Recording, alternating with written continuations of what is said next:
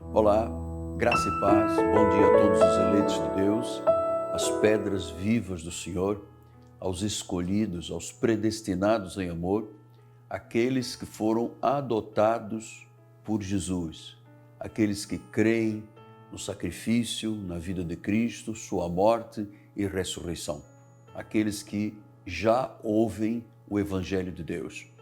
Mas eu me dirijo também e saúdo com muito amor aqueles que, sendo ovelhas, não conhecem nada ainda a respeito de Deus e seguirão ouvindo a nossa programação.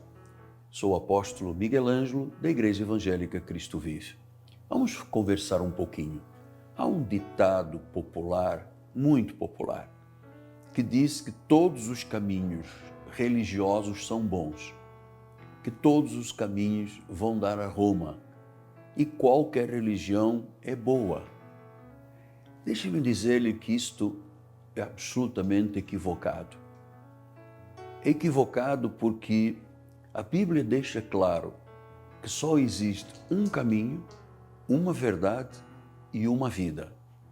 E que o caminho, a verdade e a vida são Jesus Cristo. Ele disse isso. Eu sou o caminho, a verdade e a vida. Portanto, não existem muitos caminhos, não existem muitas verdades, não existem muitas vidas. Existe uma, que é Jesus Cristo.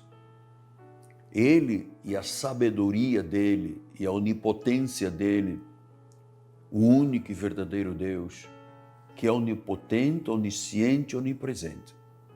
Ele sim é que tem a palavra, ele sim é que tem a resposta, ele sim é que tem a soberania de Deus. Então, quando lhe disserem outra vez, todos os caminhos vão dar a Roma, ou todas as religiões são boas, isto é algo que desconhece, a Bíblia Sagrada desconhece Deus. Até porque só existe uma religião verdadeira, que é o cristianismo. O resto são religiões criadas por Satanás para induzir o povo a não acreditar na palavra suprema, a Bíblia Sagrada, e muito menos acreditar em Deus. Foi por isso que Satanás criou muitas religiões, e algumas extremamente bizarras, outras surreais. Então, quando você ouve o Evangelho de Deus, você conhece a verdade, você está no caminho correto. Aliás, o sábio Salomão, que foi o maior empreendedor do mundo, o homem que mais conhecia a respeito de finanças, mais conhecia a respeito de todas as áreas da vida, ele disse no capítulo 14 do livro de Provérbios de Salomão, ele diz no versículo 12, há caminho que ao homem parece direito, mas ao cabo dá em caminhos de morte. Você viu?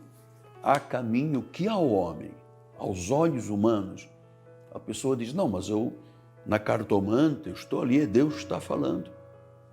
Na quiromante, contato com mortos, eu ouvi a voz de vovó.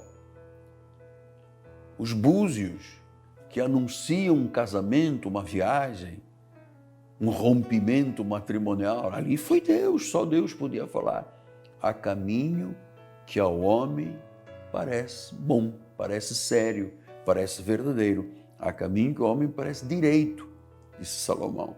Mas ao cabo, depois que a pessoa envereda por esse caminho, que não é o cristianismo a única religião correta e certa e verdadeira, diz que ao cabo, assim, logo que a pessoa é enredado pela estrutura espiritista, pelas pirâmides, pelo chá, pelas religiões afros, depois que a pessoa coloca o pé num caminho desses, a Bíblia diz, dá em caminho de morte. Parecia direito, mas dá em caminho de morte. Então nós precisamos de parar de vez em quando na vida e nos voltarmos um pouco para dentro de nós, para fazermos juntos uma avaliação do que é a coisa mais importante da vida. A coisa mais importante da vida é a vida espiritual. Nós somos um espírito. A nossa verdadeira identidade é um espírito. Nós somos um espírito que habita num corpo né? Esse corpo nos revestiu de carne, ossos, pele, sangue, tendões, órgãos, mas na realidade, dentro de nós, há uma identidade que é espiritual. E essa vida espiritual, enquanto ela não se reencontra com Deus, enquanto o homem não tem um reencontro com o seu Criador, ele vive uma vida desgraçada. Aliás, um pensador disse isso: a coisa mais desgraçada da vida é não ter Jesus Cristo, é não ter Deus como Senhor e Salvador, é não acreditar na expiação, o Cordeiro Pascal que foi imolado, ele se fez sacrifício e morte em nosso lugar por nós, e em nosso lugar morreu a nossa morte. Então, se a pessoa não tem este tipo de conhecimento sobre Jesus, ela está perdida, ela está desorientada, ela não tem rumo de vida. Eu acredito que você que acordou agora às 7h05, você diz: olha, eu estou muito desejoso de preencher, apóstolo, esse vazio que tenho dentro de mim. Esse vazio é a necessidade de Deus. Fora dele há muito sofrimento, fora dele há desespero, fora dele há cansaço, há angústia, há depressão, há suicídio. São muitas as situações. Eu queria compartilhar com você, lembrando então o que disse o sábio: há caminho que ao homem parece direito, mas ao cabo dele, depois que a pessoa envereda, descobre que é um caminho de morte, para muitos irreversível. Porque a única pessoa que tem poder, a única divindade que é gloriosa e poderosa, a luz das nações, o Todo-Poderoso, o Rei de Reis, o Senhor do Senhor, o Leão da tribo de Judá, é Jesus. Só Ele tem a capacidade de ir lá no fundo do tremedal de lama, do poço de pecado, maus hábitos, maus costumes. Só Ele tem a capacidade de pegar um pecador que se envolve, né? Porque a Bíblia diz que nós estávamos mortos em pecados e delitos, servíamos ao príncipe das potestades do ar. Quem é que teria força para sair dessa situação? Ninguém. Então, Jesus deixa claro em Romanos 3, não há um justo, não há um sequer, não há quem busque, não há quem entenda. Então, se dependesse do homem,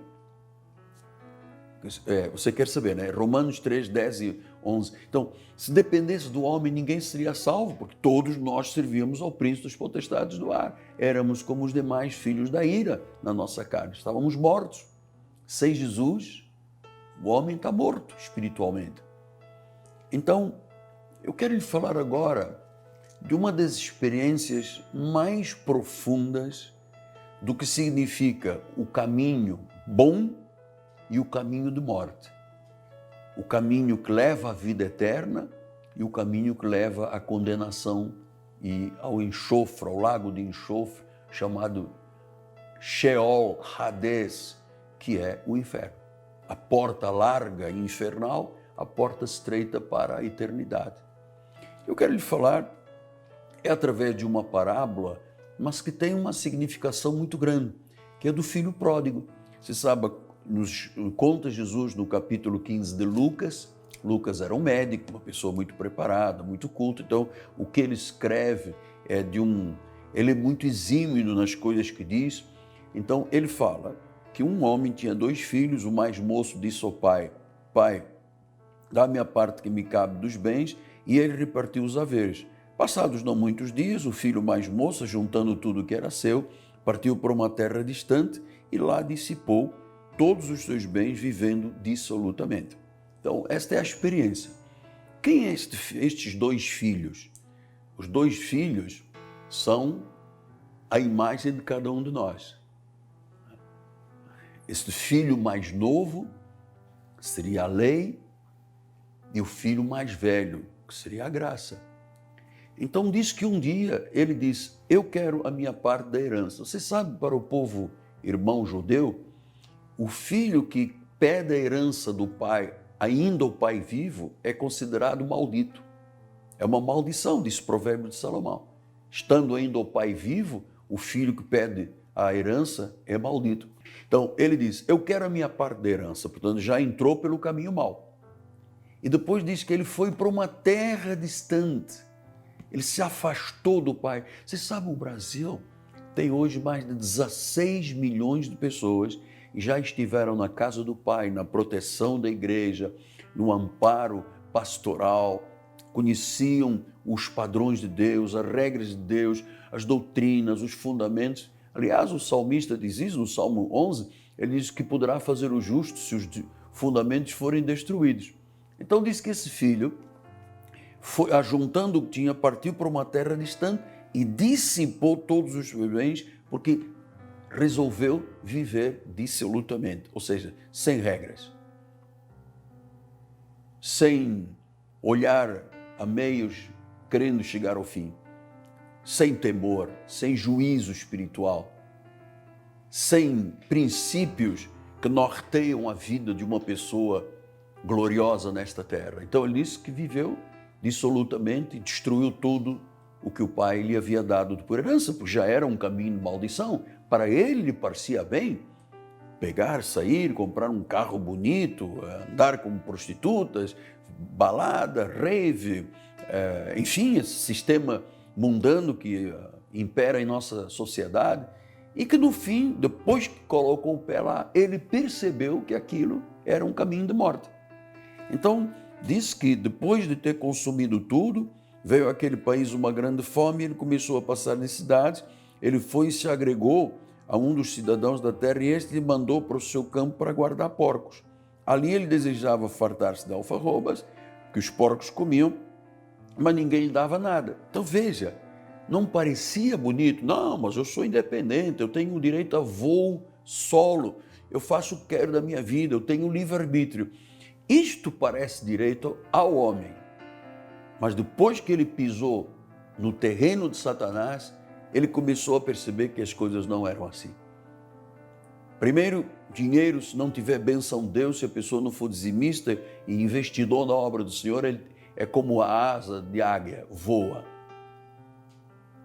Segundo lugar, o dinheiro acaba se a pessoa não sabe administrar, em termos bíblicos, o seu dinheiro. Eu conheço muita gente que já passou na minha vida ministerial, nesses 45 anos, que me disseram, eu tinha muito. Eu me recordo de um empresário que disse, eu tinha um Learjet, eu tinha uma rede de hotéis, eu tinha isso, eu tinha aquilo, e se meteu por caminhos escuros, e um dia apareceu na igreja, não tinha mais nada na vida, tinha perdido tudo. Esses são os caminhos que levam à morte. Era um barato no início, curtindo a vida, depois, como não tinha a bênção de Deus, tudo se dissipa. E diz que ele queria comer e não tinha comida, porque ninguém lhe dava nada. Você espera o quê? Que alguém te dê alguma coisa? O governo, as instituições, as sociedades. Quem você espera e de quem você espera?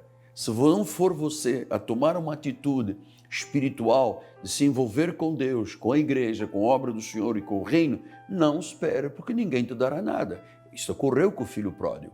Então ele diz que se agregou a uma família e ele chegou o momento de criar alfarrobas de porco e ninguém dava nada, nem comida de porco. E esse homem mandou que esse rapaz fosse para o campo guardar porcos. E para o povo judeu, o porco e guardar porcos é a coisa mais indecente que existe em termos sociais, mais baixo em termos sociais. E lá estava aquele homem, filho do rei de reis, senhor de senhores, mas que decidiu seguir um caminho contrário às estruturas bíblicas e espirituais. Se deu mal. Se deu mal. Então começou a cheirar a suíno, a roupa suja, sem perspectivas de vida. Veja o que diz a palavra do Senhor. Se agregou um cidadão daquela terra e este o mandou para os seus campos a guardar porcos. Ele queria fartar-se de alfarrobas que os porcos comiam, mas, diz a palavra, ninguém dava nada, nem comida de porco. Então, este é o mundo, esse chiqueiro do mundo, dessa escravidão do pecado. Eu lhe falo assim, muito firme, forte, porque eu já estive do outro lado. Eu já estive do outro lado. Eu conheço o mundo. Eu conheço as ilegalidades que a sociedade promove. Eu conheço sistemas religiosos que embrulham a pessoa, desculpa a expressão acadêmica, embrulham a pessoa. Eu fui 21 anos da igreja romana eu conhecia todas as doutrinas, eu conhecia o clero, eu tinha um tio que tinha sido padre, e eu em 21 anos eu nunca ouvi falar de Jesus, nunca ouvi falar nada a respeito de Deus, a não ser de Maria como a corredentora e rainha do céu, e os anjos e os santos. Eu não era salvo, estava num lugar, 21 anos, e eu não era salvo, porque eu não estava no caminho certo. Aquilo tudo me parecia um paraíso, as imagens, o estilo das catedrais, aquilo parecia aos meus olhos, aos olhos do homem, caminho de vida. Mas depois eu me deparei que aquilo era um caminho de morte. Não tinha Jesus, está morto. Então diz que ele um dia, caindo em si, eu gosto muito desta passagem, eu já preguei N vezes, porque ela reflete a vida de muita gente e quizás alguém que está lá do outro lado dizendo, apóstolo, eu sou como o filho pródigo. Eu já tive muito, não tenho mais, ou eu tenho muito, mas a minha vida é realmente uma vida bem lá no fundo do poço. Bom, ele disse que, caindo em si, diz, quantos trabalhadores do meu pai têm pão e fartura e eu aqui morro de fome? Levantar-me-ei e ter como meu pai e direi, pai, eu pequei contra o céu e diante de ti, já não sou digno de ser chamado teu filho, trata-me como um dos teus trabalhadores. Então, houve um momento em que ele parou e fez uma reflexão. Espera aí, eu estava com o pai, eu tinha direito a tudo, eu tinha a fartura da casa de Deus, eu tinha a fartura do reino, eu era um crente abençoado com o crente Abraão, um herdeiro com o crente Abraão, eu era um co-herdeiro com Cristo, e hoje eu estou aqui na lama, com os porcos, fedendo. Esse é o que o mundo tem para oferecer, é levar as pessoas ao fundo do poço, com o adultério, com o aborto, com o suicídio, essa coisa hoje que você abre as mídias sociais, vê filho mata a mãe, mãe mata o pai, pai mata a esposa, mata os filhos, há um horror de vida. Esse é realmente este mundo de perdição diabólico. Então diz que ele caiu em si, ele fez uma reflexão, ele disse, uau, na casa do meu pai eu tinha tudo e aqui estou penando a vida. E ele diz então que o pai, levantando-se, foi para o seu pai, vindo ainda longe, seu pai o avistou, compadecido, ele correndo o abraçou e o beijou. E disse, este meu filho, ó meu filho. Então, pai, eu pequei contra os céus diante de ti, não sou digno de ser chamado teu filho. O pai, porém, disse aos servos, trazei depressa a melhor roupa, vestiu, pondo-lhe um anel no dedo, sandália nos pés, trazei e matai um novilho cevado, comamos regozijando, porque este meu filho estava morto e reviveu. Olha o que o Evangelho faz. Olha para mim agora. Olha o que o Evangelho faz. Este meu filho estava morto, reviveu, estava perdido, foi achado e começaram a se regozijar. Por quê? Porque ele voltou para a casa do Pai. Então, eu queria dizer a você que está longe, você que já participou da igreja, você que já amou, já teve o primeiro amor, gostava dos cânticos, do louvor, da adoração e se afastou porque alguém... Você não está na igreja por causa de ninguém. Você está na igreja por causa de Jesus. Jesus é que preparou a estrutura da igreja. A igreja é a única instituição no mundo criada por Deus. E ele disse... Eu edificarei a minha igreja e contra ela as portas do inferno não prevalecerão. Mas se você não vive na igreja, se você não vive as regras bíblicas, o mundo vai te atrair, o mundo vai te chamar e o mundo quer que você ande no mercado de escravos, porque é o mundo do perdido, e com os porcos da vida, ou seja, com as situações negativas, pejorativas da vida. E quando ele voltou, o pai... Você sabe que as pessoas nobres, os reis, os nobres, os grandes, ricaços do mundo, eles não correm, eles andam. Você nunca viu um rei correr, um nobre correr, eles andam. Mas este Deus que se humilhou, que se esvaziou, que se fez homem, quando viu o filho, disse, uau, eu não aguento. Com toda a minha nobreza, soberania e poder, eu corro, eu quero encontrar-me imediatamente com o meu filho e dizer-lhe, filho, bem-vindo, você sempre foi meu filho.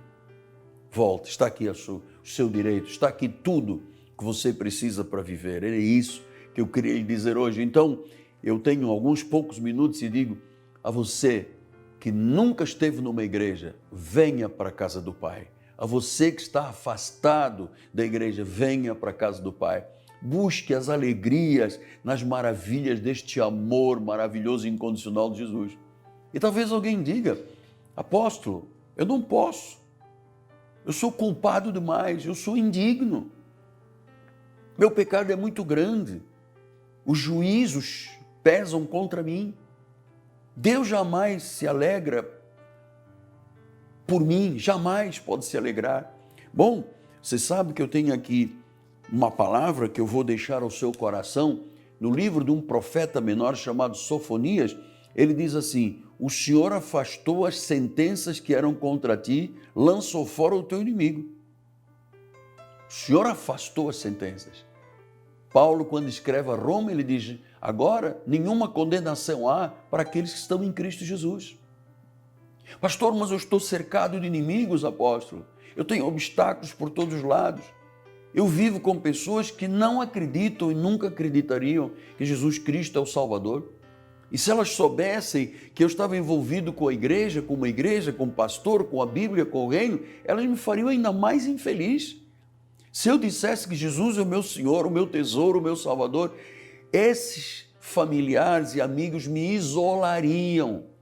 Talvez os pseudo-amigos até me puxariam para baixo, puxariam o meu tapete, me empurrariam para baixo. Teria muitos inimigos. A opressão, se eu começar a viver o reino, vai ser muito grande. E talvez eu nem suporte mais isso na vida. Bom, diz a palavra do Senhor no versículo 17 de Sofonias, o Senhor teu Deus está no meio de ti, é poderoso para salvar-te. E diz o versículo 19, eis que aquele tempo procederei contra todos os que te afligem, salvarei os que cocheiam e recolherei os que foram expulsos e farei deles um louvor e um nome em toda a terra em que sofreram a ignomínia. Então pense nisso, por favor. Venha para a casa do Pai. Envolva-se com a igreja. Há caminhos que ao homem parecem caminhos direitos, mas ao cabo dele dão em caminhos de morte. Venha e conheça a Igreja Evangélica Cristo Vive. Nós não estamos aqui por um acaso. Venha estar conosco aqui na Rua Maricá, 320, no bairro de Campinhos, zona oeste do Rio de Janeiro, esta grande catedral. Nós temos várias igrejas espalhadas pela cidade, em outros municípios, no Brasil, mas a sede internacional é onde está o meu altar. Venha estar conosco. Eu tenho um telefone de contato, 30 17 90 90, e o telefone que está aqui na tela desde o início do programa, nosso WhatsApp, entre em contato conosco.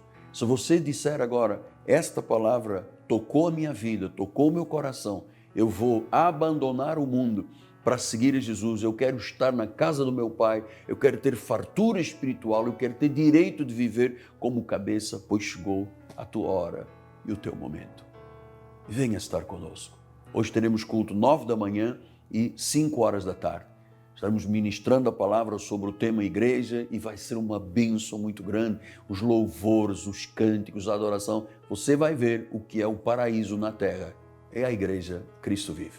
Agradeço a todo o povo de Deus que me tem dado suporte para nós podermos estar aqui na televisão, nas mídias, nas rádios, nos satélites, na rede internacional.